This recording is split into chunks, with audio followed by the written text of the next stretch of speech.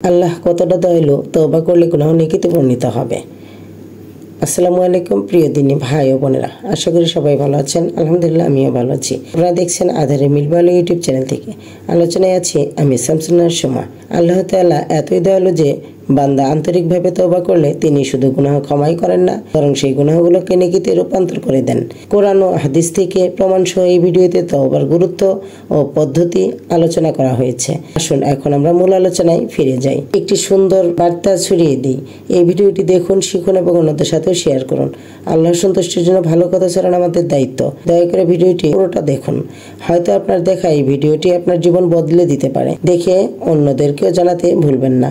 ইলম অর্জনের নিয়তে ভিডিওটি দেখুন, ইনশাআল্লাহ বরকত পাবেন। ভালো লাগলে শুধু লাইক নয়, কিছু দোয়া করে দেবেন, এইটুকু চাই।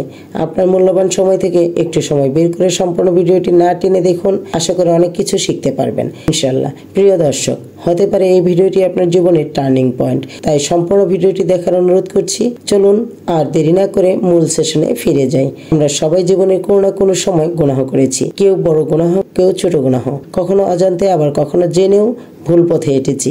প্রশ্ন হলো, আমাদের কি ফেরার সুযোগ আছে? উত্তর হলো হ্যাঁ, অবশ্যই আছে। আল্লাহ তাআলা তার বান্দাদের জন্য এত দয়ালু, এত করুণাময় যে বান্দা যদি সত্যিকারের অনুতপ্ত হয়ে তার দিকে ফিরে আসে, আল্লাহ কেবল গুনাহই মাফ করেন না, বরং সেই গুনাহগুলোকে নেকিতে রূপান্তর করে দেন। কোরআনে আল্লাহ তাআলা বলেন, তারা যাদের মন্দ কাজগুলো আল্লাহ ভালো কাজ দ্বারা পরিবর্তন করে দিবেন। সূরা আল ফুরকান ৭০। ভাবুন তো, আজ পর্যন্ত আপনি যত গুনাহ করেছেন, প্রতিটি গুনাহ যদি নেকিতে পরিণত হয়ে যায়, কিন্তু পরিণত হয়ে আপনার আমলনামায় লেখা হয়, তাহলে কেমন হবে? এটাই আল্লাহর রহমত। রাসূল সাল্লাল্লাহু আলাইহি ওয়াসাল্লাম বলেছেন যে তওবা করে সে যেন কখনো গুনাহই করেনি। ইবনে মাজাহ। আল্লাহর কাছে ফেরার দাওয়াত। প্রতিদিন আমাদের জীবন থেকে সময় চলে যাচ্ছে। হয়তো আমরা অনেক বছর গুনাহের মধ্যে কাটিয়ে ফেলেছি, কিন্তু আল্লাহ আমাদের এখনো বাঁচিয়ে রেখেছেন যেন আমরা তার দিকে ফিরে আসি। প্রতিদিন রাতে শেষ তৃতীয়াংশে দুনিয়ার আসমানে নেমে এসে ঘোষণা দেন, কেউ কি ক্ষমা প্রার্থনা করছে, আমি তাকে ক্ষমা করব। কেউ কি কিছু চাইছে, আমি তাকে দিব। কেউ কি তওবা করছে, আমি তার তওবা কবুল করব। বুখারী, মুসলিম। এটা প্রমাণ করে আল্লাহর দরজা সবসময় খোলা, শুধু আমাদের দরকার আন্তরিকভাবে সেই দরজায় করা নাড়া। তওবার শর্ত হলো ৩টি। চলুন এখন শর্ত ৩টি কি তা জেনে নেই। ১. গুনাহের জন্য গভীর অনুতাপ মনে হবে, আমি কেন এমন করলাম। ২. অবিলম্বে সেই গুনাহ ত্যাগ করা, যত বড় লোভ বা অভ্যাসই হোক ছেড়ে দিতে হবে। ৩. ভবিষ্যতে আর না করার দৃঢ় সংকল্প, আল্লাহর সামনে প্রতিজ্ঞা করা, আর ফিরব না সেই পথে। যদি গুনাহ অন্য মানুষের সাথে সম্পর্কিত হয়, যেমন কারো হক নষ্ট করা, টাকা বা সম্পদ নেওয়া, অপমান করা, তবে অবশ্যই তা ফেরত দিতে হবে বা ক্ষমা চাইতে হবে। বাস্তব জীবনের অনুপ্রেরণামূলক কিছু উদাহরণ এখন আমি আপনাদের সাথে আলোচনা করব। এক ব্যক্তি রাসূল সাল্লাল্লাহু আলাইহি ওয়াসাল্লামের কাছে এসে বললেন, ইয়া রাসূলুল্লাহ, আমি এত গুনাহ করেছি যে মনে হয় আল্লাহ আমাকে আর ক্ষমা করবেন না। রাসূল সাল্লাল্লাহু আলাইহি ওয়াসাল্লাম হাসি মুখে বললেন, তুমি কি ইসলাম গ্রহণ করবে না এবং তওবা করবে না? লোকটি বলল, হ্যাঁ করব।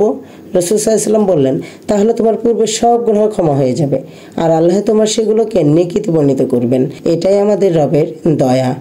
প্রিয় ভাই ও বোন, আজই আল্লাহর কাছে ফিরে আসুন, কারণ আমরা জানি না আগামীকাল আমাদের হাতে আছে কিনা। মৃত্যুর ফেরেশতা কিন্তু কাউকে সময় দিয়ে আসে না। আল্লাহর দরজা সবসময় খোলা, যতক্ষণ না মৃত্যু এসে যায়। চলুন সবাই একসাথে দোয়া করি। হে আল্লাহ, আমরা গুনাহ করেছি, ভুল করেছি, কিন্তু আমরা আপনারই বান্দা। আপনার দরজা ছাড়া আর কোনো দরজা নেই আমাদের। হে আল্লাহ, আমাদের সব গুনাহ ক্ষমা করে দিন, আমাদের অন্তরকে পরিশুদ্ধ করুন এবং আমাদের গুনাহগুলো নেকিতে রূপান্তর করে দিন।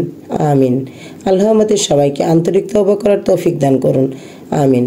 আপনার মূল্যবান সময়ের জন্য অসংখ্য ধন্যবাদ।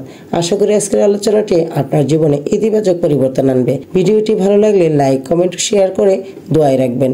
নতুন ভিডিওর জন্য চ্যানেলটি অবশ্যই সাবস্ক্রাইব করতে ভুলবেন না।